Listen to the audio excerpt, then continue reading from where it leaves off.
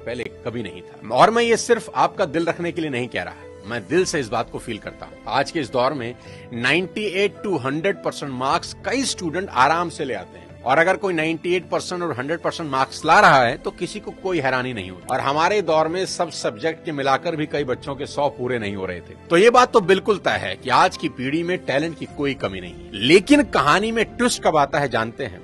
जब बच्चे 14 से 20 साल की उम्र में होते हैं।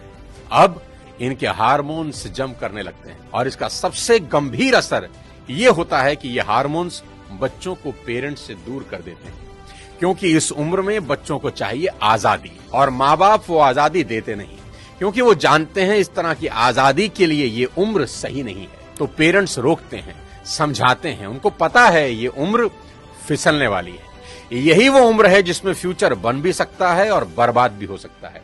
अब यहां बच्चों को लगता है कि यही दो लोग मेरे दुश्मन हैं। यहां बच्चे अब माँ बाप से झूठ बोलना शुरू कर देते हैं, चीजें छुपाना शुरू कर देते हैं।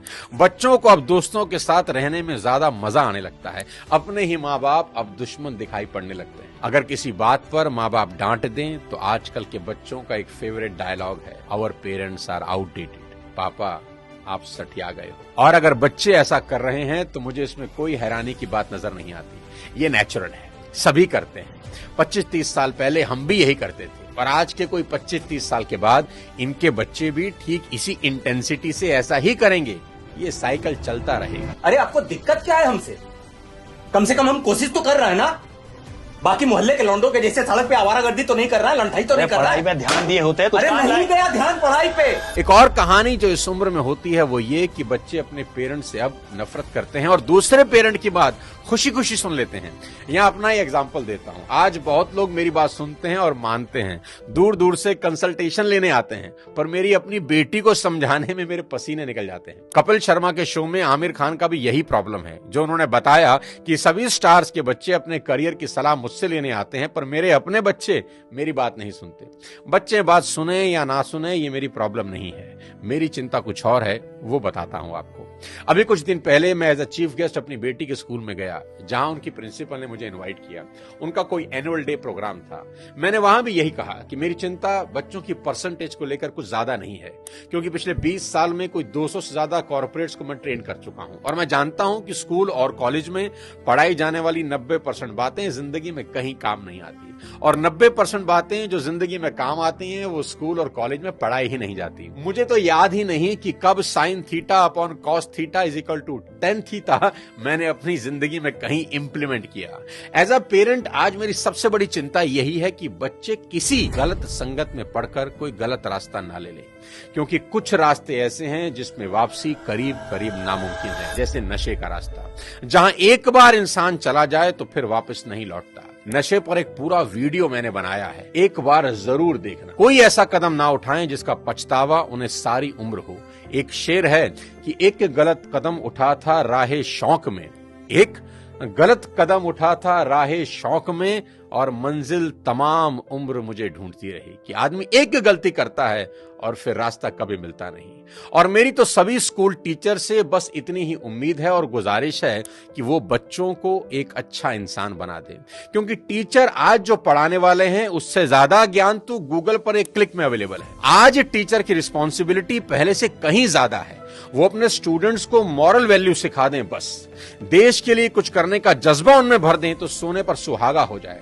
और अगर माँ बाप के प्रति ग्रेटिट्यूड की भावना उनके अंदर आ जाए तो वो कुछ ना कुछ जिंदगी में कर ही लेंगे। टीचर इंश्योर करें कि बच्चे कुछ भी छुपाएं नहीं, और अपनी सभी छोटी बड़ी बातें अपने टीचर से या पेरेंट्स से डिस्कस जरूर करें। उन्हें समझाएं कि अगर कोई भी प्रॉब्लम है तो उसका हल जरूर है।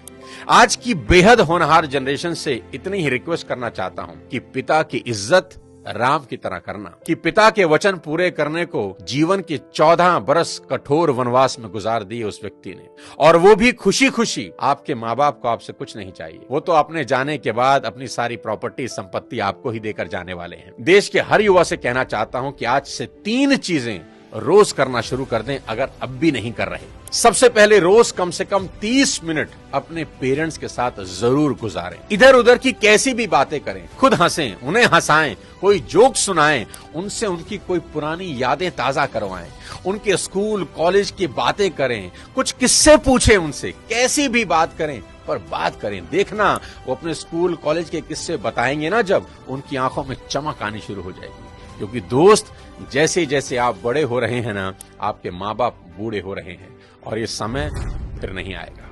उनके जाने के बाद बड़ा अफसोस होता है कि काश ये कर लेता, वो कर लेता। उनका कर्ज सारी जिंदगी नहीं उतार सकते, पर अपना समय उनको देकर उस कर्ज का इंटरेस्ट जरूर भर सकते हैं। मुनव्वर राणा का एक शेर है कि लौट कर जैसे भी हो ऐ जाने पिदर आ जाना, लौट कर जैसे भी हो ऐ जाने पिदर आ जाना, ऐसी वैसी जो खबर सुनना तो घर आ जाना, और वक्त रुखसत हमें इज्जत से सलामी देने, जब डुबोने लगे दरिया तो नजर आ जाना। आस पास ही रहना अपने माँ बाप। दूसरी बात, भूल कर भी उनसे ऊंची आवाज में कभी बात ना करना। उनको कभी ये एहसास ना हो जाए कि अब हम बूढ़े हो रहे हैं, कमजोर हो गए, इसलिए हमसे ऐसे बात की जा रही है। याद रखना, आपकी वजह से उनकी आंख से निकला एक आंसू आपकी तमाम जिंदगी बर्बाद कर सकता है। माँ बाप तो फिर भी माफ कर देंगे, पर वो माफ नहीं करेंगे। तीसरी सबसे इंपॉर्टेंट चीज, बिना माँ बाप के पैर छुए घर से मत निकलना। अपने दिन की शुरुआत उनका आशीर्वाद लेकर ही करना।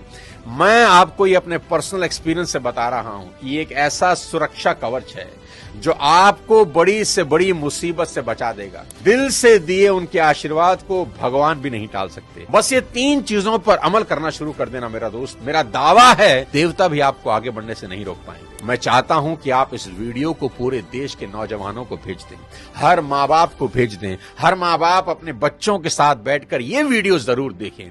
बच्चे अपने माँ बाप के साथ बैठकर इस वीडियो को देखें।